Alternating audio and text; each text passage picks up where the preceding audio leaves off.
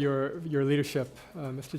Jafarzadeh, do you want to pick up with the theme of bipartisanship in the U.S. Congress or in Washington? Sure. I think on that issue of the JCPOA and dealing with Iran in general, I think there is bipartisanship in wanting to hold the Tehran's feet to the fire. Even under the JCPOA, when there's violations, there has to be a price that Tehran has to pay.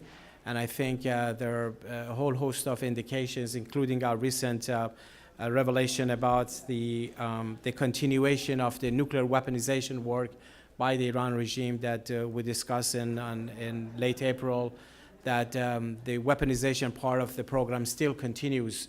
And the whole PMD issue, the possible military dimensions that was somehow put to death under the agreement, it needs to be revived, because that's the key thing about the nuclear program. There's a lot of bipartisan interest on that, but also on the non-nuclear elements, as Ilan mentioned, both the IRGC, their missile program. The IRGC definitely needs to be designated as a foreign terrorist organization that, with it comes a lot of the consequences for the regime. But I think another important is the Achilles heel of Tehran, which the United States need to strike. We're talking about the elections in Iran or selections, but as we all know, the vast majority of the Iranian people stay away from the ballot boxes, as they have always done. And I don't see any reason that it would be any different. Perhaps it would be even a larger portion of the population that will not participate in the elections because they see no chance in it. And we saw back in 2009 the sentiment of the people that used the election as an excuse to express themselves, what they truly feel about this regime and about their own lives.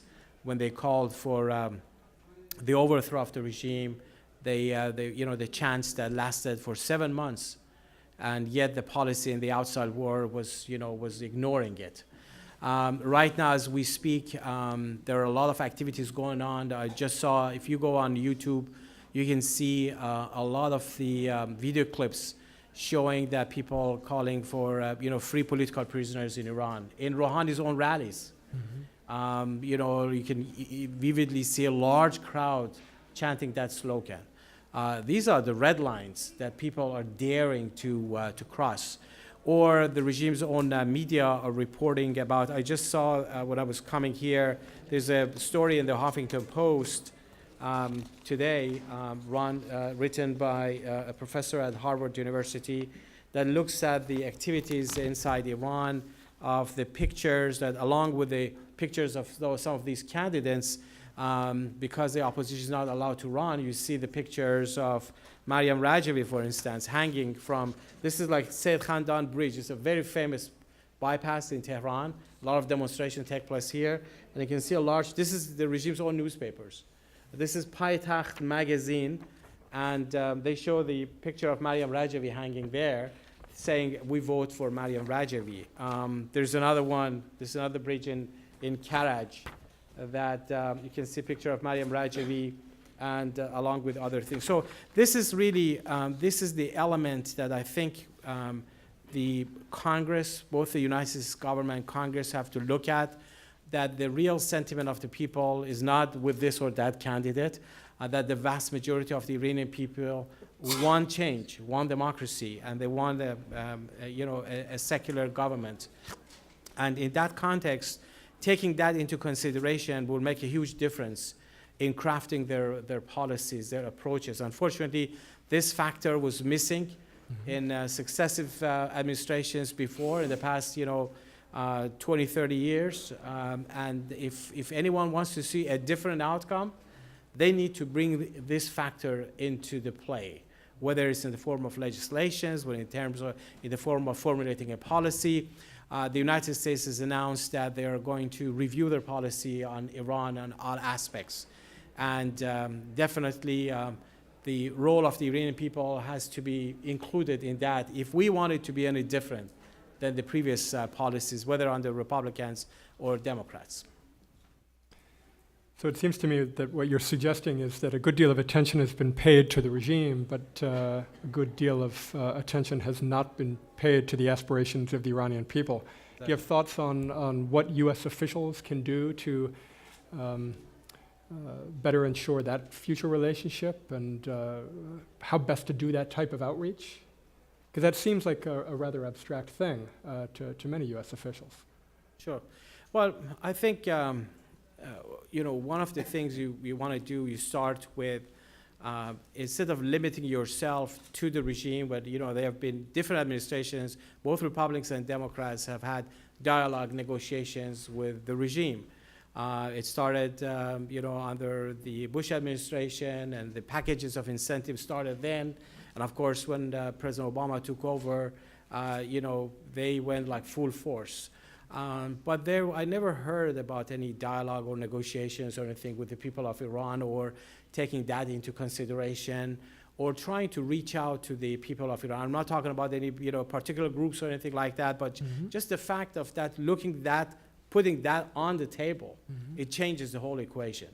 And bringing in the factor of the people, as we've seen examples in the former Soviet East Europe, where the sentiment of the people, when that was taken into consideration, how things changed. And the hatred of the population for the regime is far more than it was under the communist rule in East Europe. And of course, the policies changed at that time, and the whole countries were involved in reaching out, and that changed the outcome. And I think that's something that needs to be done in the case of Iran, just to start with building a relationship, building a dialogue, taking the concerns of the people of Iran. When it comes to human rights, when people are getting killed, thrown into jail and executed, where's the outrage? You need to have specific positions by the U.S. government in that regards. When it comes to Congress, you need to have specific legislations that deals with these issues on human rights. And I know it's very welcoming to hear Ambassador Nikki Haley when she said that the world is not going to be a secure place when human rights are violated, and the best way to ensure security is to ensure human rights, and this is going to be her top priority, to push for human rights. I think that those are along the lines that you want to do. And then, once you start there, you can figure it out, like what the next steps are going to be. And you always want to do things that would impact both the regime and also the population. You want to be encouraging to the population in Iran, but you also want to, hurt the regime, scare the regime, and see what their red lines are. And you want to cross the red lines of the Ayatollahs. And their red lines are clearly the opposition and the aspirations of the Iranian people. It's not a coincidence that Khamenei, and you mentioned that earlier, in the past 10, 12 days, every speech he has, he's been talking about the, implicitly or explicitly, the prohibition of not repeating the 2009 uprising. He doesn't want any kind of insecurity when it comes to elections. What he's talking about, security, he knows what he's talking about. We know what he's talking about. He's talking about the repeat of 2009. And for that matter, we think that that's an important thing.